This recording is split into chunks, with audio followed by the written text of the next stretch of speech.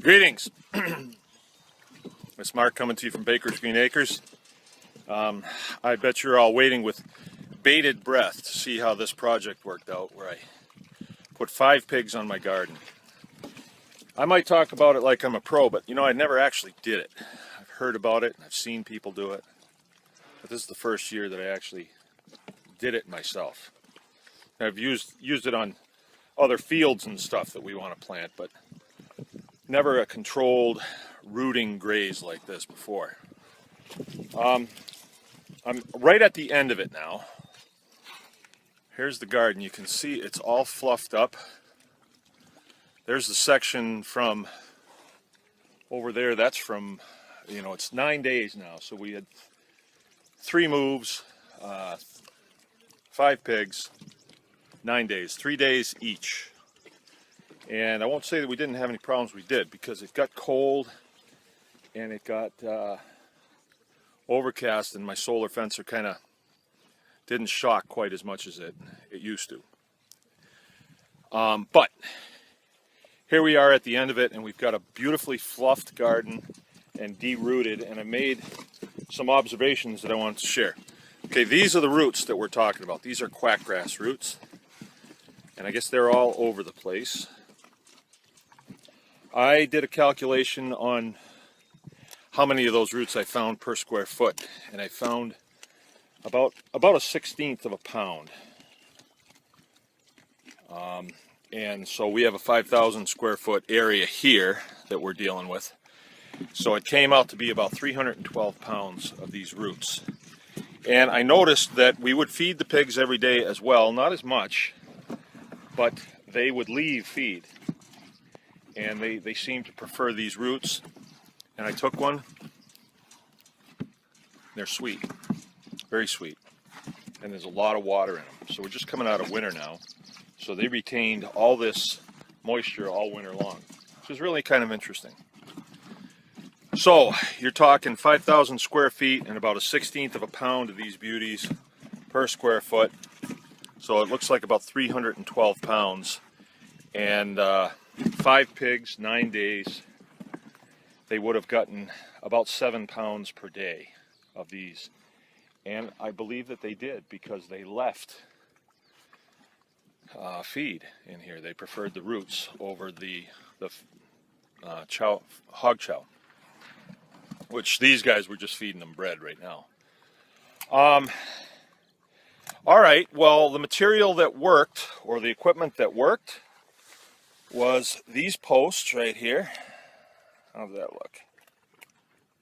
That's a steel post with 2 insulators on it and some poly wire. If they were going to fail, it was because of the steel post. If the wire touches it, you've got a grounded out fence. Not good. So I had some other posts that came with some netting that we bought, poultry netting, that we've bought twice, and it's been a disaster both times. Not good. I just can't endorse netting. When it's windy, it gets blown away. It's too heavy for the post. It drags on the ground and shorts itself out. And then I've had it to where animals have gotten tangled up in it. Not good. So we've abandoned it. We won't use it anymore. But I took the posts, and the posts were fiberglass, so they're not going to fail like this.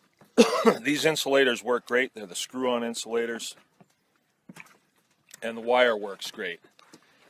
I had to change fencers, like I said, and I went to my biggest fencer that I have, which is a bull fencer, which was the only one that I had that wasn't being used. And it's interesting, the fence is there, right there, and there's a foot.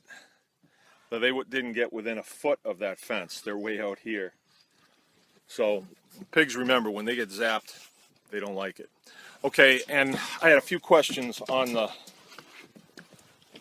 feral child trap. Here it is right there. And you can see how I rigged up this door. Once it's down, they can't get their nose up under it. They can go over the top.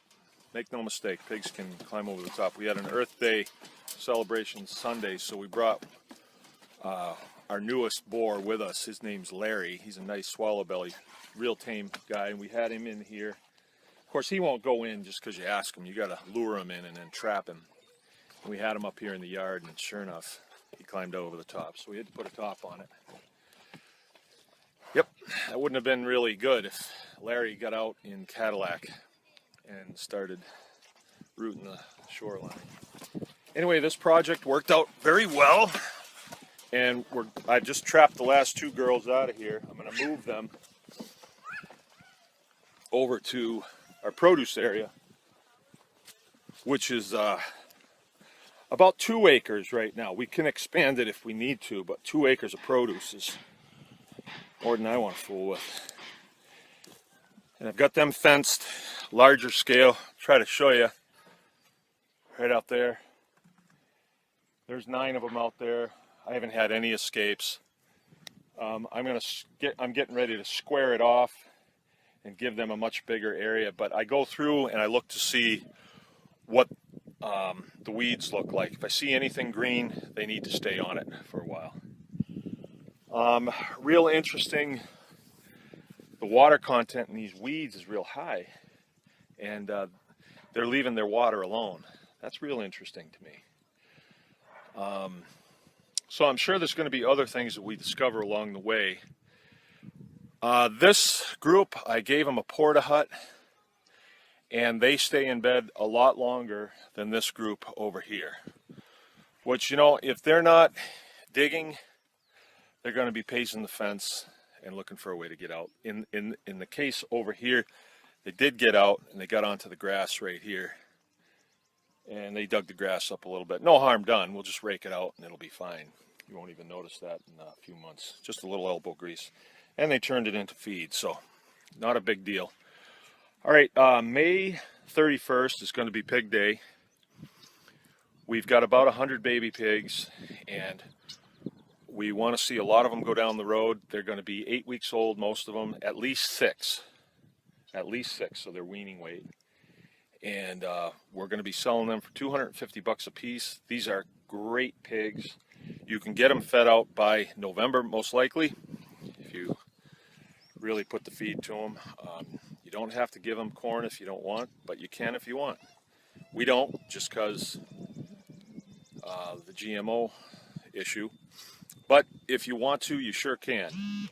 If you want to get scrounge from restaurants or scrounge from wherever, you know, they're omnivores, so they can eat just about everything. And they will grow. If you want to hit them hard with feed, they'll be ready to go. They'll be 300 pounds by November. You can do a home butcher if you want. What you could do is you could buy pigs from us, and then you could come to our butcher class in November, take the class, then go home and butcher your own. And then you'd know how to do it, be something that would be in your survival homesteading toolbox, and then you can pass that skill on to other folks too. Learning how to make charcuterie products is really good. They used to just call it hanging a ham. Now we have a new name for it, but it's real nice to be able to get stuff preserved and not have to rely on a freezer or canning stuff, because that's time consuming too. It takes a lot of energy. You slap a little salt on the end and hang it up. If you have the right hanging conditions, you will cure a ham, and then it'll be very useful to you as time goes by. Okay, so probably what you want to do if you're going to take advantage of Pig Day, it'll be a day when the farm's open. You know, come and hang out with us for a while. Then we can really take some time to discuss things with you as far as fencing, things like that. The little pigs, you know, you could bring them home and keep them in a dog carrier for a day or two while you get your fences up. Or maybe you could make a makeshift fence with slap some pallets together or something. Or you could get what you need as far as these materials and get it set up on your garden. Bring your baby pigs home. They're going to be electric fence trained already. They're in it right now. And they'll smell that electricity, and you probably won't have them get shocked. And then, you know, maybe a section of your garden that you're going to plant later. We do that. We plant later in the season, and then we have ways of keeping the produce from getting wind on it, and that way we have fresh greens deeper into the winter that's just on the field, that's not preserved. Anyway, this is Mark from Baker's Green Acres. I'm going to be coming back to you in a day or so with some information about the pig situation and about our quest in general, that I feel you have been right there with me. Definitely financed it for us, and the support was unbelievable. But you know it's not over. You just know it's not over. And I don't mean just a specific pig issue as pertains to Baker's Green Acres. I mean overall rights, property rights, the direction our country's going, things like that. And there is things that we can do and things that we must do. We must start to feel duty bound to do some of these things as American citizens, as parents, and as farmers. Okay, so I'll be coming back to you in a couple days or so with some plans, message, what I plan to do, and the direction that we're going to be going, and a little bit of an update on the pig situation as well. All right, thanks for tuning in. This is Mark from Baker's Green Acres. Remember, anyone can farm.